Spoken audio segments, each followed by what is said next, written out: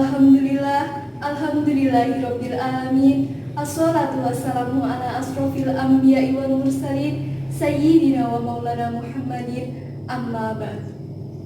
Yang kami hormati Bapak Kepala Desa Kali Abu, yang kami hormati Bapak Kepala Dukuh, yang kami hormati Bapak Ketua RT, yang kami hormati Ibu Ketua Kader Poslansia Desa Kali Abu, yang kami hormati seluruh kader Poslansia Desa Kali Abu, dan yang kami banggakan seluruh teman-teman tim advokasi gizi Poltekkes Kemenkes Yogyakarta. Pertama-tama marilah kita panjatkan puji dan syukur kehadirat Allah Subhanahu wa Ta'ala yang telah melimpahkan nikmat sehatnya sehingga pada hari ini kita dapat berkumpul dalam acara advokasi gizi Senam Lansia Desa Kali Abu. Yang kedua, tak lupa sholawat serta salam marilah kita junjungkan kehadirat Nabi besar Muhammad SAW yang mana telah membawa kita dari zaman kegelapan ke zaman yang terang benderang seperti sekarang. Di sini kami selaku pembawa acara, saya Alisa Fauzia dan rekan saya Fania Anissa Pratiwi, izinkanlah kami menyampaikan susunan acara pada hari ini. Acara yang pertama, pembukaan. Acara yang kedua, sambutan-sambutan. Acara yang ketiga, perkenalan tim advokasi gizi Poltekkes Kemenkes Yogyakarta. Acara yang keempat, acara inti, dan acara yang terakhir, penutup. Baiklah, untuk mempersingkat waktu pada hari ini, marilah kita buka acara pada hari ini dengan membaca lafaz basmalah bersama-sama. Memasuki acara yang kedua, sambutan-sambutan. Sambutan yang pertama oleh Bapak Kepala Desa Kali Abu. Kepada Bapak Kepala Desa Kali Abu, kami persilahkan.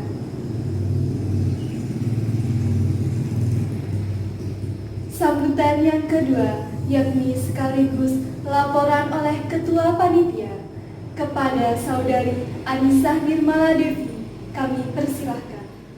Bismillahirrahmanirrahim. Assalamualaikum warahmatullahi wabarakatuh.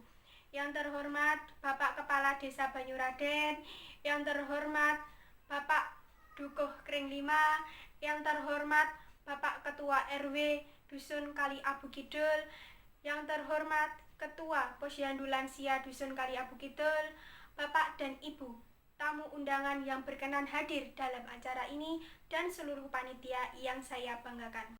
Pertama-tama, marilah kita panjatkan puji dan syukur kehadirat Allah Subhanahu wa Ta'ala atas berkat, rahmat, dan hidayahnya kita dapat berkumpul pada acara advokasi senam lansia dalam keadaan sehat tak kurang satu apapun. Tak lupa juga sholawat serta salam kita haturkan kepada junjungan kita Nabi besar Muhammad SAW. Semoga syafaatnya dapat kita nikmati di yaumul akhir nanti. Bapak Ibu tamu undangan yang berbahagia, saya selaku Ketua Panitia mengucapkan banyak terima kasih kepada seluruh panitia yang telah mencurahkan tenaga, waktu, serta pikiran sehingga dapat mensukseskan acara advokasi senam lansia ini. Bapak Ibu tamu undangan yang berbahagia, tujuan dari terselenggaranya program ini adalah untuk meningkatkan derajat kesehatan lansia, salah satunya dengan mengadakan aktivitas fisik yaitu senam. Seperti yang kita ketahui bahwa beberapa penyakit yang ada pada lansia berbagai macam, salah satunya hipertensi. Hipertensi apabila tidak dicegah, maka akan sangat membahayakan bagi lansia itu sendiri. Maka dari itu, program yang kita buat yaitu untuk meningkatkan derajat kesehatan lansia, salah satunya dengan mengadakan aktivitas fisik yaitu senam lansia. Di Dusun Kali Abu Kidul sendiri, senam lansia cenderung kurang dilakukan dikarenakan adanya berbagai pertimbangan hal. Untuk itu perlu tindak lanjut untuk mengaktifkan kembali senam lansia tersebut. Maka dari itu, saya atas nama seluruh panitia memohon partisipasi kepada semua hadirin untuk mensukseskan kembali acara senam lansia ini. Semoga dapat berjalan dengan lancar dan besar harapannya semoga dapat bermanfaat khususnya bagi lansia itu sendiri. Mungkin itu saja yang dapat saya sampaikan. Apabila ada kurang lebihnya saya mohon maaf. Akhir kata, billahi taufik wal hidayah. Wassalamualaikum warahmatullahi wabarakatuh. Selanjutnya ada acara yang ketiga, yaitu perkenalan tim advokasi. Yang pertama ada Aurelia Arta sebagai moderator sesi yang pertama. Yang kedua ada Safitri Fatika Ningtyas sebagai moderator sesi yang kedua.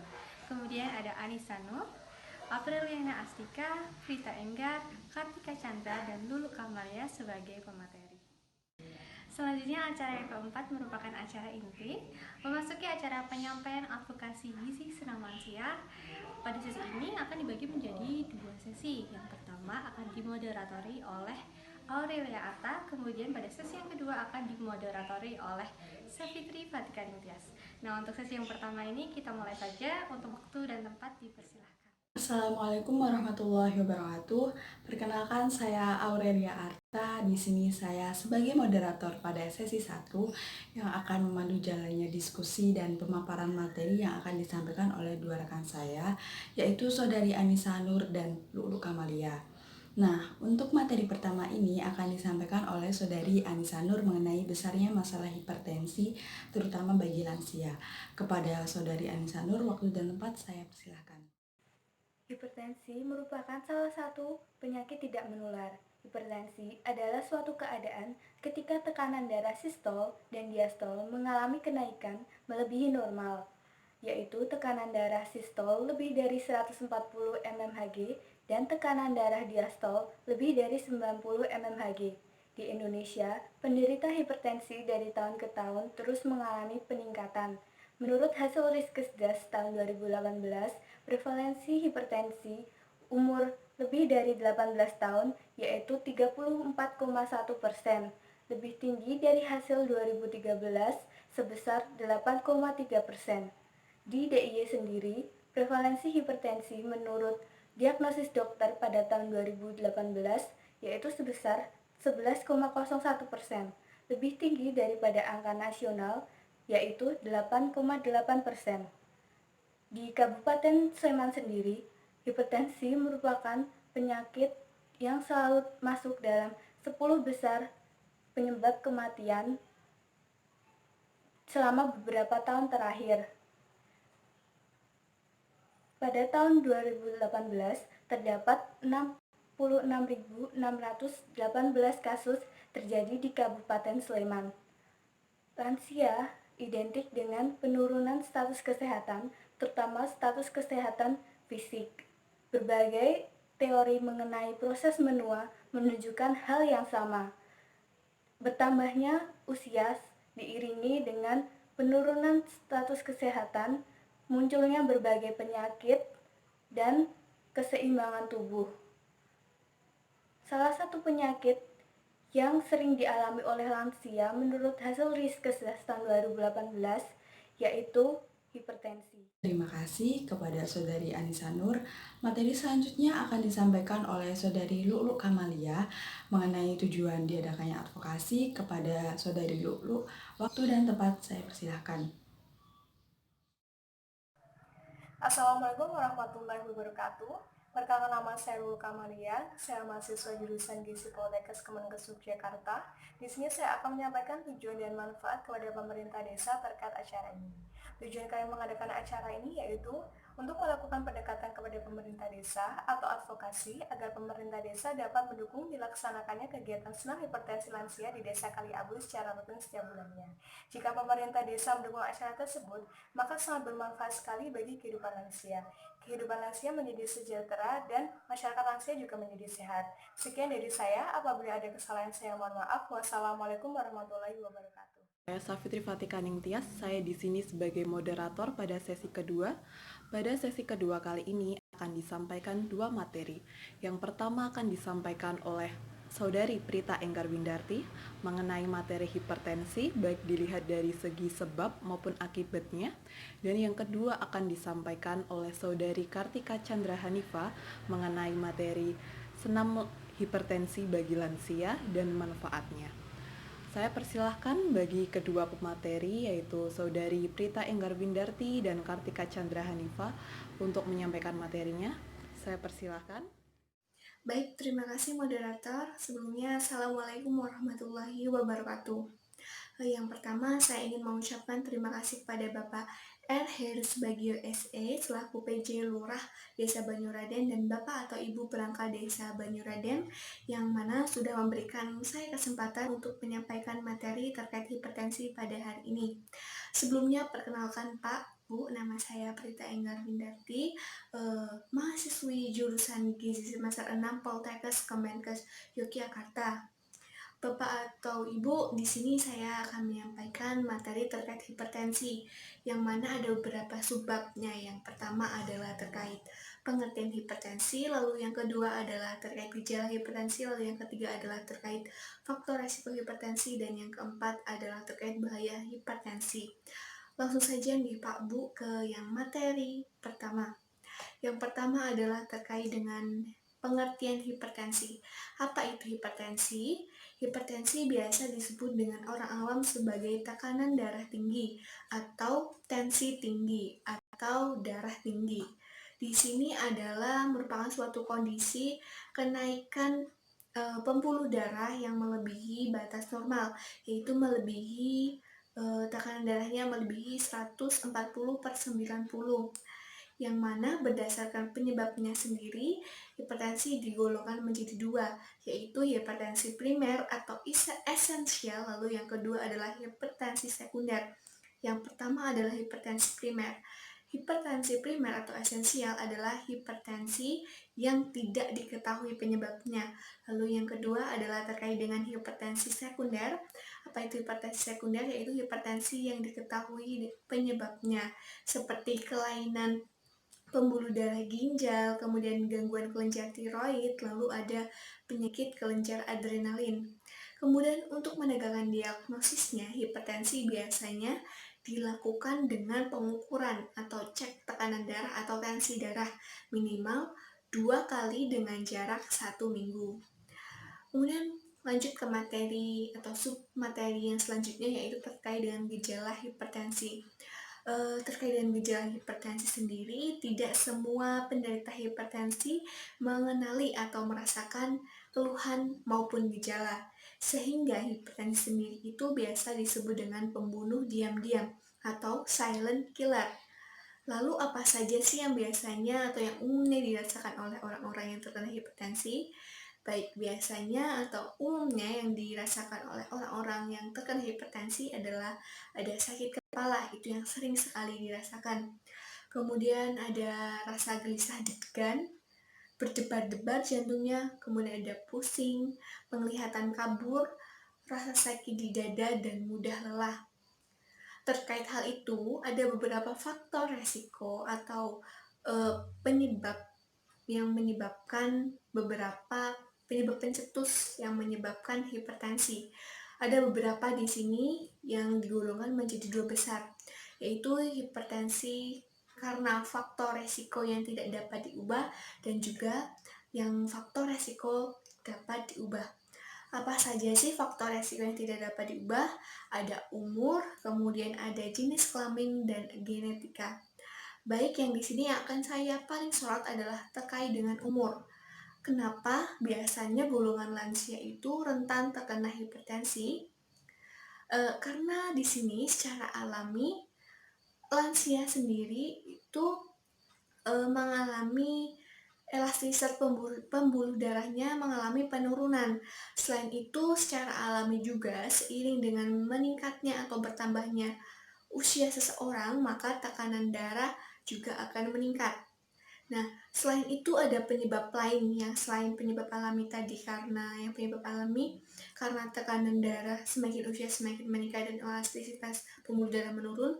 Kemudian ada faktor lain ternyata, faktor lain yang bisa menjadi pencetus yang menjadi mempercepat terjadinya hipertensi itu pada lansia sendiri. Yang pertama terkait dengan pola hidup tidak sehat, di mana ini bermula dari asupan makanan yang dikonsumsi sehari-hari. Beberapa asupan makanan yang dapat menjadi penyebab hipertensi pada lansia itu antara lain adalah makanan cepat saji, kemudian makanan dengan tinggi natrium atau garam, dan juga makanan yang diawetkan. Selain itu, kandungan gula yang tinggi juga bisa menjadi pencetusnya. Dan rendahnya konsumsi serat atau seperti sayur buah itu juga menjadi salah satu penyebabnya. Selain itu, olahraga yang kurang atau aktivitas fisik yang kurang juga dapat menjadi pencetus hipertensi pada lansia, di mana olahraga sendiri sebenarnya itu salah satu upaya yang dapat dijalankan untuk menerapkan pola hidup sehat sehingga dapat mencegah berbagai macam penyakit termasuk hipertensi sendiri. Kemudian tadi terkait dengan faktor resiko yang tidak dapat diubah. Sekarang faktor resiko yang dapat diubah. Apa saja sih faktor resiko yang dapat diubah? Yaitu faktor resiko yang diakibatkan perilaku tidak sehat. Itu dapat diubah. Perilaku yang tidak sehat seperti apa? Yang seperti merokok, diet rendah serat atau kurang konsumsi sayur dan buah, kemudian ada dislipidemia, ada konsumsi sebelumnya dislipidemia itu terkait dengan tidak normalnya profil lipid atau kadar lipid darah seperti LDL, HDL, dan juga kolesterol. Kemudian ada konsumsi garam yang berlebih, lalu ada kurang aktivitas fisik di sini. Tadi sudah saya sebutkan salah satu pencetus yang mempercepat di usia lansia terkena hipertensi, salah satunya juga kurang aktivitas fisik selain karena konsumsi garam. Kemudian ada stres, lalu ada berat badan berlebih atau kegemukan, dan yang terakhir kebiasaan mengkonsumsi alkohol.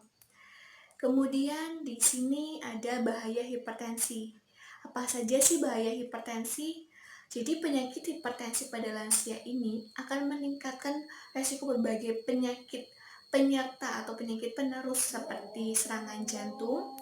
Kemudian ada meningkatkan peluang terkena kerusakan ginjal, kemudian ada serangan jantung, lalu stroke, dan banyak masalah kesehatan serius lainnya yang apabila lansia itu tidak bisa menjaga tekanan darahnya berada pada ambang atau nilai yang normal. Jadi dari sekian materi tersebut dapat disimpulkan bahwa hipertensi itu tekanan darah yang melebihi batas normal dan itu berbahaya, sering terjadi pada lansia dan berbahaya. Salah satu penanganannya adalah dengan aktivitas fisik dan mengontrol atau mengendalikan faktor risiko yang sudah saya sebutkan tadi. Demikian materi yang dapat saya sampaikan. Kurang lebihnya mohon maaf apabila ada pertanyaan atau hal terkait materi yang ingin didiskusikan.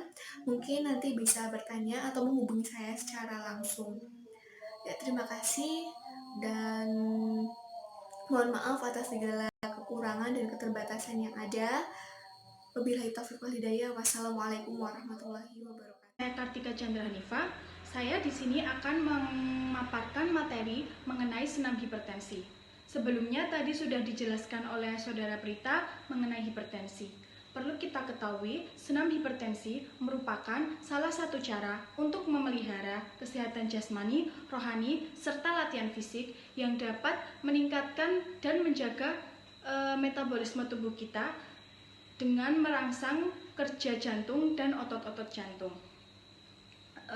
Adapun contoh gerakan senam hipertensi itu ada sekitar 18 gerakan. Yang pertama, jalan di tempat. Yang kedua, tepuk tangan ke depan. Yang ketiga, tepuk jari. Keempat, silang jari. Kelima, tepuk jari kelingking. Keenam, tepuk jari jempol. Yang ketujuh, ketuk lengan kanan dan kiri. Yang kedelapan, tepuk nadi kanan dan kiri.